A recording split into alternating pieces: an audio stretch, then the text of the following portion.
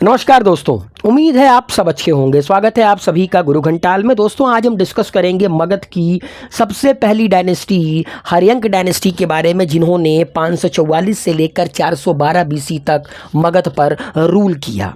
आइए शुरू करते हैं। सबसे पहले जानते हैं इसके सबसे पहले राजा जो कि इसके फाउंडर भी हैं, बिंबिसार के बारे में। बिंबिसार वो हैं जिन्होंने हर्यंक डायनेस्टी की स्थापना की, जिन्होंने 544 से लेकर 492 बीसी तक इस डायनेस्टी को रूल किया। Number 1, acquisition and aggression were the policies of the Bimbisara. देखिए हमेशा से ना एक पॉलिसी रही है, अशोका तक ये पॉलिसी लगभग चली कि अगर आप ताकतवर हैं तो आपके अगल बगल के जितने भी छोटे मोटी डायनेस्टी है या राजा गए वो आपके अधीन रहेंगे। That is the policy of acquisition कि अगर मैं ताकतवर हूँ तो मैं अपने छोटों को टिकने नहीं दूंगा, उन्हें मेरा सर्वस्व मानना पड़ेगा। तो एक्विजिशन और अग्रेशन ये बिंबिसार की पॉलिसी थी। ठीक, लगातार युद्ध करते रहो, अपनी डायनेस्टी को बढ़ाते रहो। ठीक, तुमसे अगर कोई कमज़ोर है तो उसको निपटाते चलो या उसको सरेंडर करवाते चलो, ये इनकी पॉलिसी थी। Number 2, Bimbisara was Lord Mahavir companion and the Buddha supporter. एक ऐसा राजा जिसके बारे में कहते हैं कि भगवान बुद्ध का सपोर्टर था और भगवान महावीर का ये कंपेनियन था। मतलब आप ये भी कह सकते हैं कि भगवान बुद्ध और महावीर के कंटेम्प्रेरी राजा अगर कोई था तो वो था Bimbisara. Number 3, according to the Buddhist text Bimbisara first encounter Buddha before Buddha enlightenment. Buddhist text के अकॉर्डिंग बिंबिसार वो राजा था जिसने भगवान बुद्ध से मुलाकात की थी, भगवान बुद्ध के ज्ञान प्राप्ति के पहले। Before the Buddha's enlightenment he encountered Buddha. Number 4, according to Jain mythology he was known as king Shrenik of Rajgriha. देखिए ये बहुत इंपॉर्टेंट है, अगर कोई टाइटल वगैरह किसी राजा को मिलता है तो वो ज़रूर याद रखिएगा। तो श्रेणिक कहा जाता था इनको जैन माइथोलॉजी के अकॉर्डिंग। कैपिटल ज़रूर याद रखिएगा, कैपिटल थी गिरिव्रज, जिसको राजगृह भी कहते हैं और अब इसको राजगीर कहते हैं, जो कि बिहार में है। He had a rivalry with Avanti king Pradyot.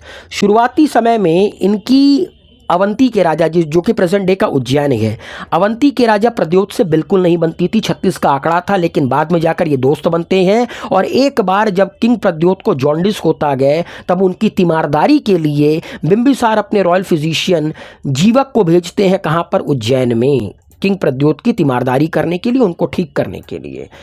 इन्होंने 3 शादियाँ की थी।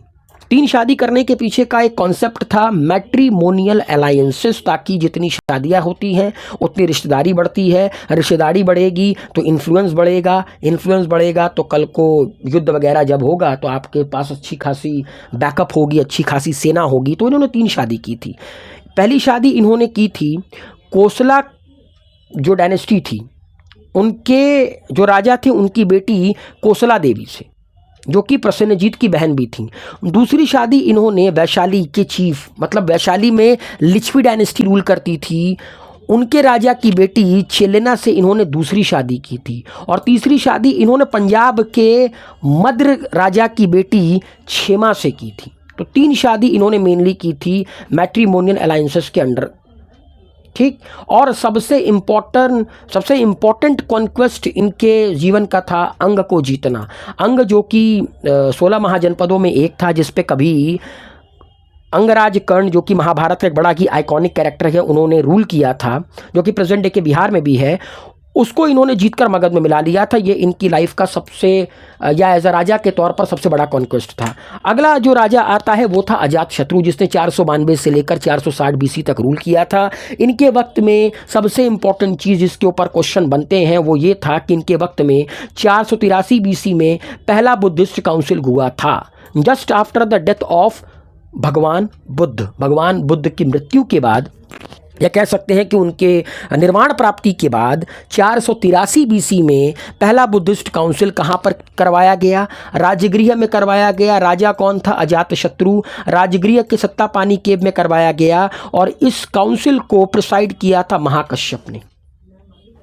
अच्छा, इस काउंसिल में इंपॉर्टेंट चीज़ क्या हुई थी? देखिए, जैसे हमारे में भगवत गीता है, इस्लाम में आप कह सकते हैं कुरान है, उसी तरह बुद्धिस्ट टेक्स्ट जिसको हम लोग त्रिपिटक कहते हैं, उसमें से दो जो पिटक हैं, मतलब दो किताबें जो हैं, एक सूत पिटक और एक विनय पिटक, उसको कंपोज किया गया था इसी बुद्धिस्ट काउंसिल में। सूत पिटक वो किताब है जिसमें भगवान बुद्ध के टीचिंग्स के बारे में बताया गया है, और विनय पिटक वो किताब है जिसमें मोनेस्ट्री कोड का जिक्र है, मतलब कि बुद्धिस्ट जो मोनेस्ट्री होती है उसमें क्या कोड ऑफ कॉन्डक्ट होगा उसके बारे में बताया गया है। तो जो सूत पिटक है उसको कंपोज किया आनंद नाम के एक शिष्य ने भगवान बुद्ध के, और विनय पिटक को कंपोज किया उपाली नाम के एक शिष्य ने भगवान बुद्ध के।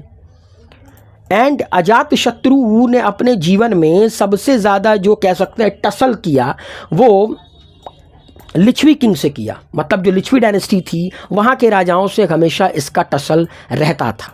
और आखिरी राजा उदाईन वो था जिसने कैपिटल को शिफ्ट किया था पाटलिपुत्र में। ये कहते हैं कि पाटलिपुत्र जो प्रेजेंट डे का पटना है उसका फाउंडर ही उदाईन था, जिसने 460 से लेकर 444 बीसी तक रूल किया था। इसके बाद देखा जाए तो धीरे धीरे ये डायनेस्टी नीचे जाने लगी, इसका डाउनफॉल आने लगा, और इसके आखिरी राजा रहे नागदशक, और नागदशक के जाने के बाद ये डायनेस्टी पूरी तरह से वैनिश आउट हो गई। फिर अगली डायनेस्टी ने इस पर रूल करना शुरू किया। तो उम्मीद है ये जो हम लोगों ने हार्यंग डायनेस्टी पढ़ी वो आप लोगों को क्लियर होगा। I wish you all the very best, exam की तैयारियां करते रहिए, और अगर कोई डाउट होगा तो कमेंट बॉक्स में ज़रूर सबमिट कीजिए। Thank you very much.